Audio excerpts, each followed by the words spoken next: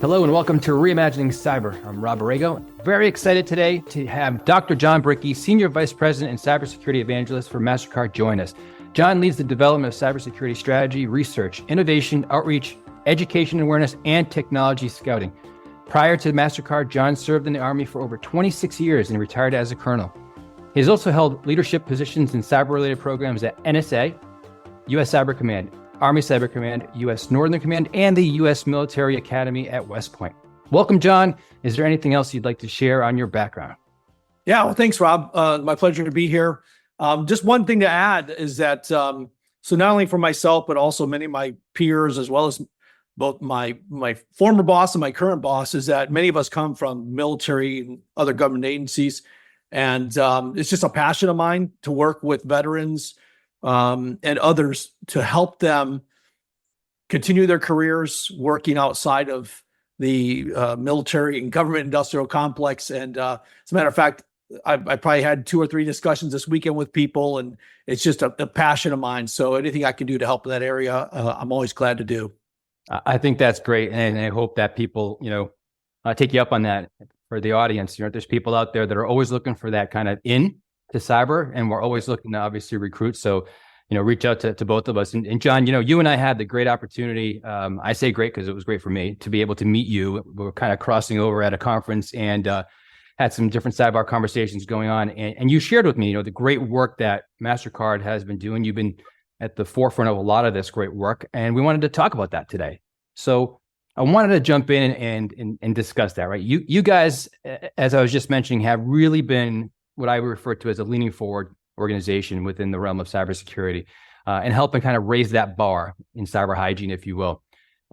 There's many different programs, obviously, that you and the team at Mastercard have launched in collaboration, obviously, with other critical infrastructure organizations, as well as the public sector now, which is great, and we'll get into that.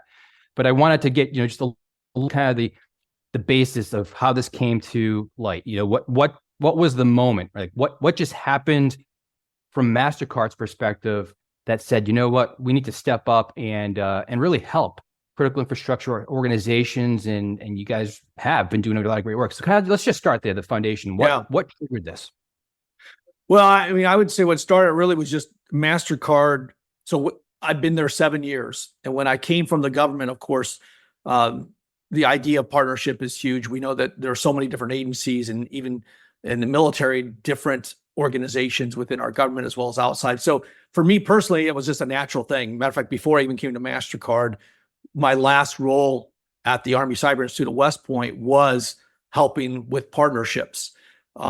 So for me personally, it was a natural progression, and I fell right into a great culture at Mastercard where they realized the same thing, that we can't do this alone. And I just also happened to have a couple of great bosses. My previous boss, Ron Green, who is now the cyber fellow at Mastercard, and my current boss, Michael Ashley, they both came from government agencies. And it was just a perfect storm where I came in, I was asked to develop our strategy, and everyone was telling me partnerships were important. And so I was like, oh, okay, great. Tell me more. Like, okay, what are our partnerships? And soon the catalog grew. And whereas today we have over 75 cybersecurity partnerships just within the CISO's domain. So, and luckily I came in, and part of our values for Mastercard were partnerships. So we have, everywhere you look, even today at our all hands town hall, our CEO talks a lot about partnerships. So it's just a great culture where we realize that it's more than just what we do and our bottom line. It's about the ecosystem and really about a global economy.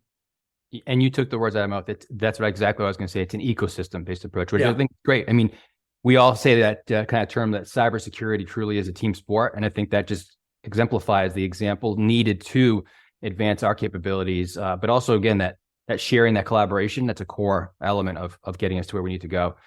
One of those things, as it kind of connects into the work that you guys have been doing, really aligns to that interconnection of different organizations, and specifically within critical infrastructure, right? You could take a look in one particular event can have a trickle effect into others, right? So something within the financial sector could actually cut across maybe into telecom, maybe into energy, and across each of those intertwining. Now, a lot of the work that's been done in some of the initial programs has pulled some of these different critical infrastructure organizations together. I guess, what can you share publicly that shines the light on, kind of who's been involved working with Mastercard initially, and just a little bit of the basis on that work that's been done would be helpful for the audience to hear. Yeah. So, I mean, we have so many different partnerships. Ours fall into three main buckets. So one is what we call collective defense across our ecosystem. And a lot of that is in working with public and private sectors. So there's a number of those that I can mention. The second one is when we promote consistent approaches globally, again, global organizations, nonprofits, as well as other companies. And then the last one is building a cyber workforce fit for tomorrow. So as you can imagine, everyone needs talent. So we're all working together. We work with a number of organizations, not only in the US, but around the world. Matter of fact, we just stood up a European Cyber Resilience Center at Mastercard. And that came through a project where we started working with other companies across mainly the financial sector originally, but then we started to really expand beyond that. We just opened up that center 2 months ago, and that really came about because of partnerships. Within the US, my previous boss, now our cybersecurity fellow, has had his hand in a lot of different partnerships with CISA, with the Secret Service, with the FBI. So through his personal interactions, we've leveraged those partnerships to do a number of greater services. And so some of those, we can talk about a little bit later, but there's just so many different partners. It really, for us, it's not only other companies, but it's nonprofits, global nonprofits, it's government agencies. I think we all work with a number of agencies just based out of a desire for everyone to make things better. Also, there's regulatory. Sometimes regulators turn to companies and want to get our thoughts as they come out with new policies. And so it's not just a top-down process. It's a collaboration. So, Jon, one of the things that you guys have done in evolving different programs is earlier in the year, the Mastercard Tri-Sector Cyber Defense Exercise, or CDX, took place in DC. What was that experience like? What are some of the lessons learned? Well, just the name alone is a mouthful, right? The Tri-Sector Cyber Defense Exercise. I will say it started simpler than that. Back in 2016, we started within just the financial sector, and it was really a pickup game. A bunch of companies working together, saying, "Hey, let's actually kind of geek out." A lot of the hands-on operators wanted to geek out and do some exercising together, capture the flag style, king of the hill. Yeah. And so we started working with other companies. Originally, it was 8 financial sector companies, all big ones. And they created this exercise really by throwing together expertise and knowledge and infrastructure. And Mastercard, before I got there, kind of got stuck with the infrastructure. Like, okay, you guys build the infrastructure to make this happen, and we'll pitch in a scoring system, or we'll pitch in the challenges. And so it all kind of came together. I will say it didn't gracefully come together. When I first got involved around 2018 or so, we spent a lot of the first day just trying to make everything work because everyone had a day job. But they're very creative, very hardworking folks that got it all working. When COVID happened, we were planning this tri-sector exercise because the U.S. Department of Homeland Security created this tri-sector initiative that brought together energy, telecom, and finance. And they created different work streams, whether it was on policies or exercises. So we took that as an opportunity to bring the CDX to the tri-sector initiative. So we reached out to the tri-sector partners, asked who was interested.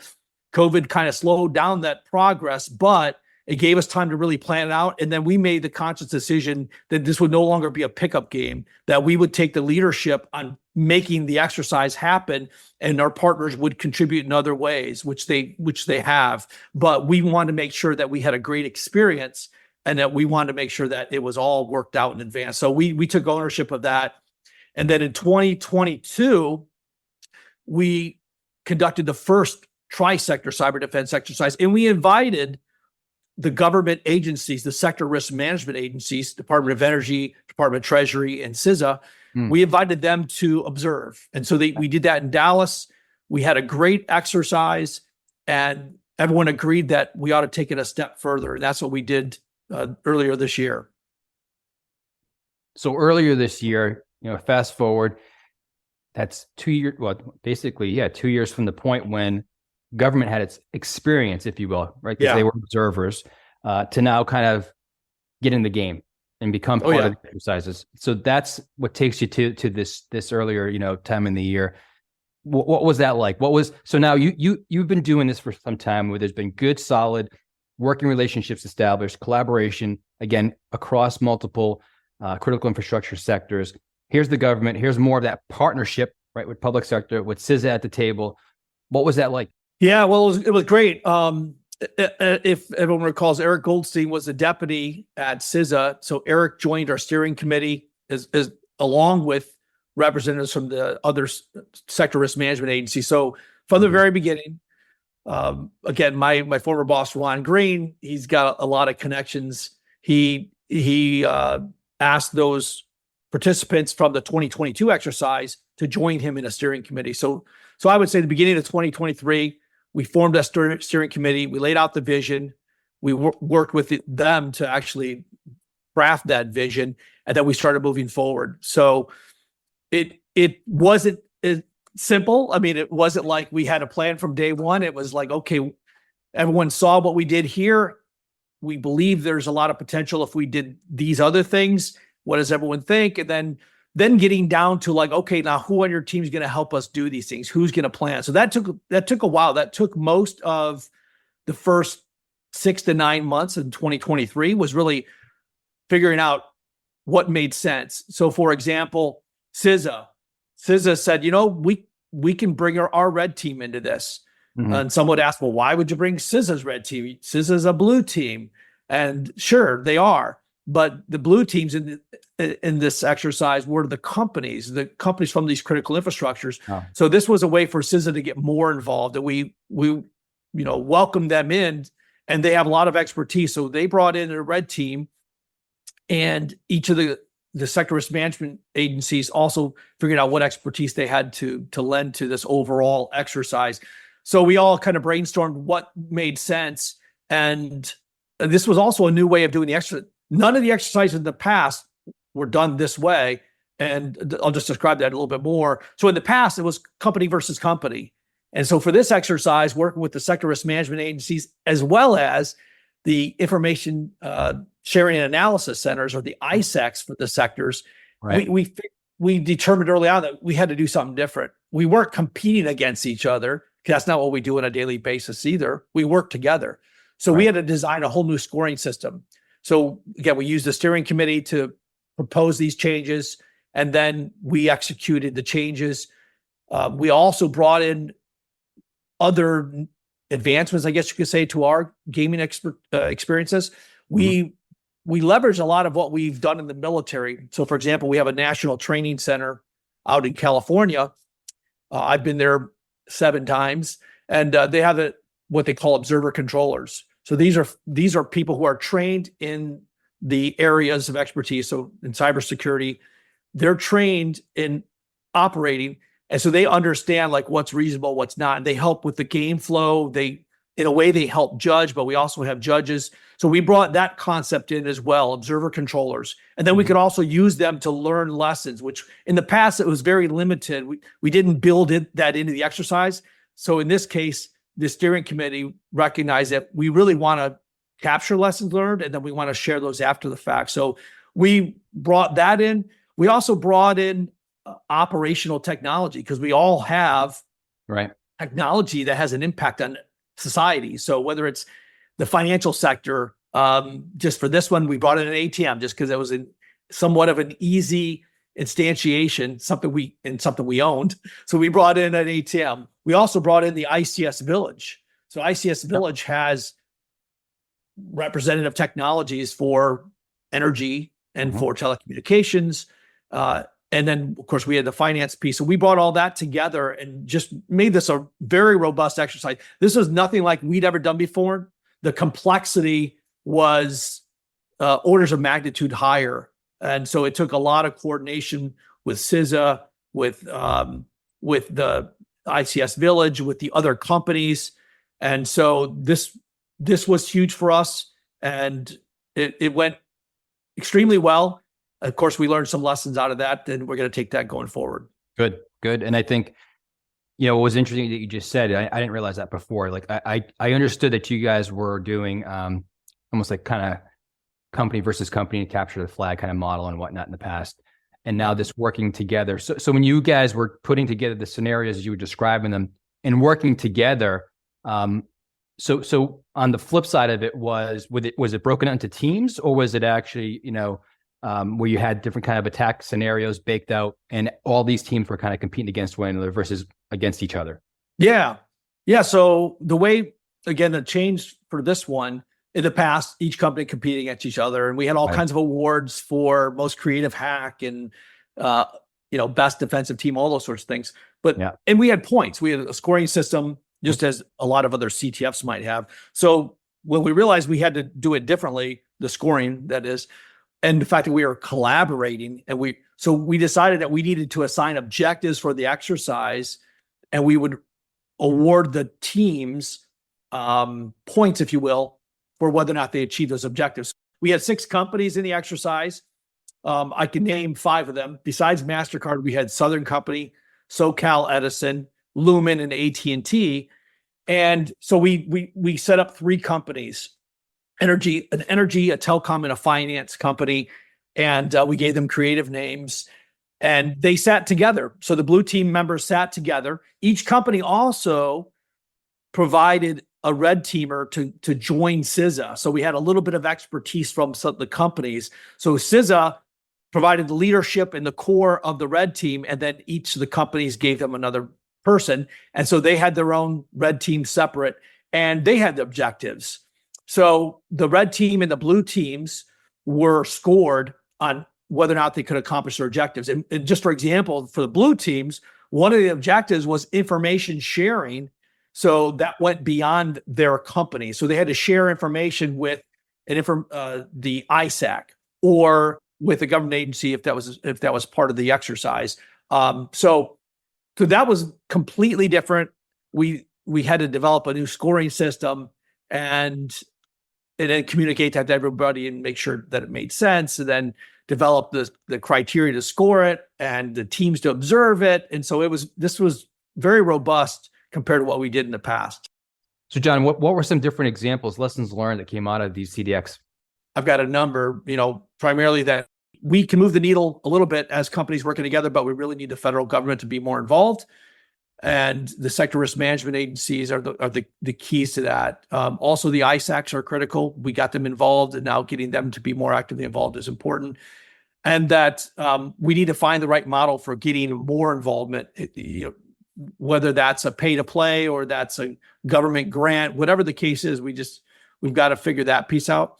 On the more tactical lessons learned, we have lessons learned about playbooks, about organizations not being familiar with their sector playbooks. Also, that whenever we found during the exercise that whenever we talked about who would come to the rescue, who would work with us, a lot of times we're talking about shared resources. And we might have learned this maybe during the CrowdStrike incident, is that, there's only so many experts in this field that are helping us with incident response, and they may be burdened with responding to multiple players at the same time. More specifically on the gameplay, is that what we learned is that having those observer control, I addressed this a little bit, having those observer controllers in place was key to us, because they helped us with judging, and they helped us really with what was realistic. We had blue teams that were sharing information unrealistically fast, and they were stopping the red team, and the red team didn't have a foothold. That's not normal. We don't normally see that. Normally we see the opposite. One other little example we gave during our incident management, the tabletop exercise going on, that was, I didn't mention that earlier, but we had the tabletop exercise going on it was the same scenario. It was the CISOs involved in this tabletop exercise. So there was a different layer that we never did in the past. So we added that to the Tri-Sector CDX this year in March. And what we found, some of the discussions were pretty, I guess, insightful. Some things that other people might have already thought of, but we're sitting around the table And one of the CISOs says that we need to get the National Guard involved. We need to call them up and ask the governors to get them to help us in this response. And then someone else said, you do realize that may actually come back to bite you, because some of your teams may actually be in the Guard and they may be activated to respond to the incident. So it was like, Interesting scenario, right? Never thought of that before. So we actually realized that, okay, in the future, what we're going to do is we're going to pull somebody out of a blue team and we're going to say, hey, guess what? This person was just activated to the National Guard. They got to go help respond for all the other companies that are involved in the government agencies. So now you're short because your person was part of the Guard. So that was an insightful moment, and everyone got a chuckle out of it, but it was something maybe we didn't think of before. Definitely. And that's a good real world example. You don't really think about that. So true. In addition to those CDXs, the cyber defense exercises that you guys have been working together and collaborating, as you were just sharing, one of the things that I think is also very interesting, continues to show this evolution, right, is a couple months ago, the first session of the CISA and Secret Service Board of Directors Academy was held at the Secret Service's James J. Rowley Training Center in Maryland. And so this brought together corporate directors and industry experts to explore digital network protection. And so what I wanted to get an understanding from in that experience, kind of, again, lessons learned, what came out of that? I mean, that's huge, right? Now you're getting leadership at the table, and giving them kind of the experience, the realization of here's what they need to be paying attention to. Here's why they should be, much more aware of what's going on, the need for the cyber strategy to continue to evolve. And by the way, the need for the funding to do so. Yeah. So unlike the CDX, right? The CDX was kind of really a grassroots thing that eventually got the attention of government, and hopefully we'll be able to get government more involved in the future, and we'll be able to scale that out so that more companies from more sectors can get involved. This one kind of went right to the top, which was nice. It started sort of at the top level. So first of all, Mastercard has an internal program for our directors we developed last year. And so we had that experience from already connecting with our board members. Also, one of our partnerships, I mentioned the 75 partnerships we have. One of them is with the Internet Security Alliance. And they work with the National Association of Corporate Directors and put out a director's handbook on cyber risk oversight. Right. So we had insights from that. And then we also, then the way it got to the top was through Ron Green. You could kind of get, there's a theme here. There's Green is a connection point that goes back to Ron every time. Yeah. Just the whole idea of all these partnerships, and the fact that not only Ron Green, but also our current CISO, Mike Lashley, they were both formerly Secret Service agents. And so, and it just so happens that Ron's West Point classmate is Jen Easterly. And so there's all these connections. Yeah. The connection with the director, a personal connection with the director of Secret Service and CISA. So that discussion, how can we work together? What can we do to help the larger ecosystem? So they came together to say, hey, we have to do this program, and let's work together. And then not only them, but then also, again, key partnerships.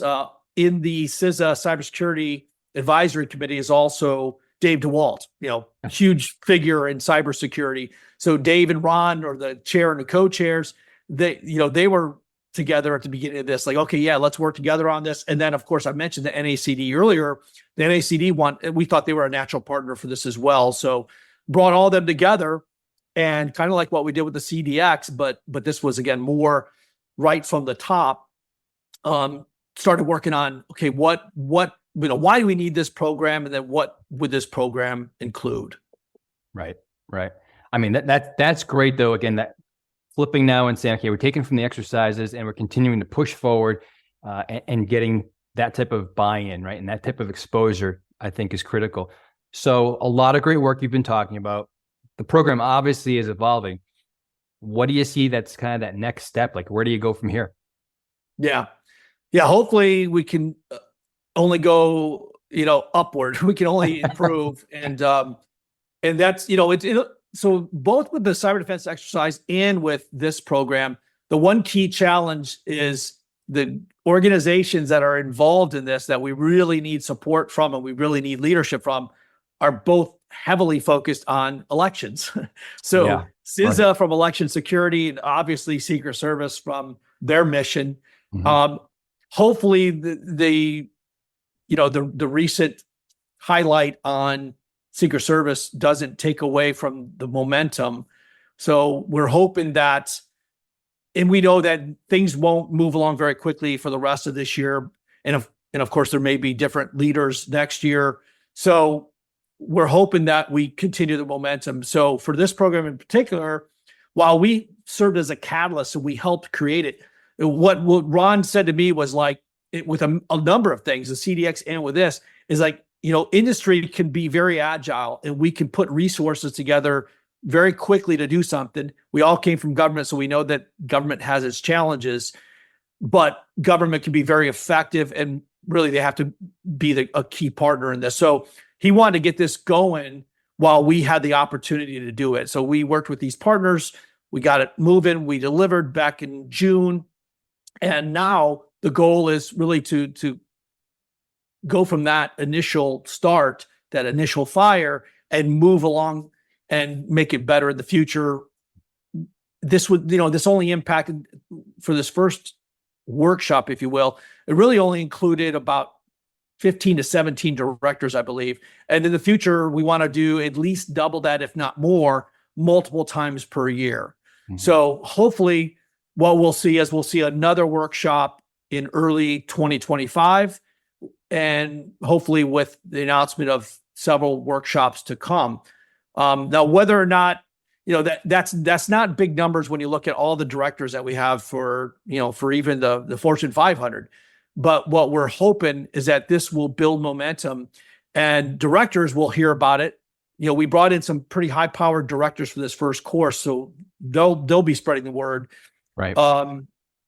CISA, Secret Service, and the other partners, NACD especially, will also start spreading the word. So it should create demand, and not everyone can get into the classroom for this, but the directors should be asking their companies, their leadership, about providing additional context around cyber governance. Companies should already be seeing that there's a need for their directors to know more. So hopefully, if anything, it serves as just increased awareness around the need to do this. And so again, NACD, they have their tentacles out to directors, and they'll be promoting this. What we're hoping to do, which we've already pretty much have, it's almost done, and we'll be pushing out a video that talks about this program. So again, that'll hopefully serve as a catalyst for others to figure out how can they get this education to their directors. So I've already seen the draft. That video will be out very shortly. What I was going to mention too is the CDX. We've already put out a video on the CDX, and that is on the internet. So I know for sure it's on my LinkedIn page, as well as Ron Green's and Jen Easterly's. So we've already got that CDX video out there that hopefully can be a call to action for people to say, hey, how can we do this? And hopefully we'll be able to do that with more partners, working with government agencies, but also working with the U.S. Cyber Team, with ON's, the Office of National Cyber Directorate, with solution providers, and just make those more available in the future. Yeah, for sure. I think that's just great to see, where it started, where it's at, and what your plans are to continue to push this forward. I think the step that you just took a couple months ago is going to be a huge, game-changing effect of getting the buy-in that you guys are looking for. Some of the resources you're alluding to, the videos and whatnot, we will capture that from you. We'll include it into the show notes. We just really appreciate, Jon, you coming on, sharing the work, the great work, as I said, kind of leaning forward, that you and the team at Mastercard, Ron Green, of course, at the helm, as you said, to kind of get this thing off the ground. But just the great buy-in, in a very short amount of time. And by the way, as you said, dealing with an election year as well. So let's see what happens. I think it's critical to keep moving in the right direction, and appreciate everything that you're doing to help industry, and that combination and collaboration with public sector as well. So thank you so much for coming on, and we really appreciate the insights. My pleasure. Hello, producer Ben here, and Dr. Jon isn't the first ex-military man we've had on Reimagining Cyber. Back in episode 11, Bill Hagestad appeared on the show. Not only is he an internationally recognised expert on nation-state cyber threat actors, he's also a retired lieutenant colonel. Bill is the author of Chinese Cybercrime, China's Hacking Underworld, 21st century Chinese cyber warfare, and also Red Dragon Rising. But in this particular episode, he focused on a different part of the globe in an edition called Time to Take Them Seriously. What's Iran doing in cyber? The bedrock of their success has been establishing the credibility within the tactical execution, both defensively and offensively. Certainly, as the regime starts to realize the projection of power capability, force projection that these hacker cadres have at the educational level. Again, remember the internet is essentially based at Islamic Assad University. They will start to realize that this is one of those non-proxy types of force projection capabilities. They'll be slower to adapt it as a leadership, but once they do, stand by, folks. Seriously. That was Bill Hagestad in episode 11. Time to Take Them Seriously. What's Iran doing in cyber? Thanks for listening, particularly if you stumbled across Reimagining Cyber for the first time. If so, do leave us a rating and review wherever you get your podcasts. Even better, why don't you share the episode, perhaps with a pal or on social media? Goodbye.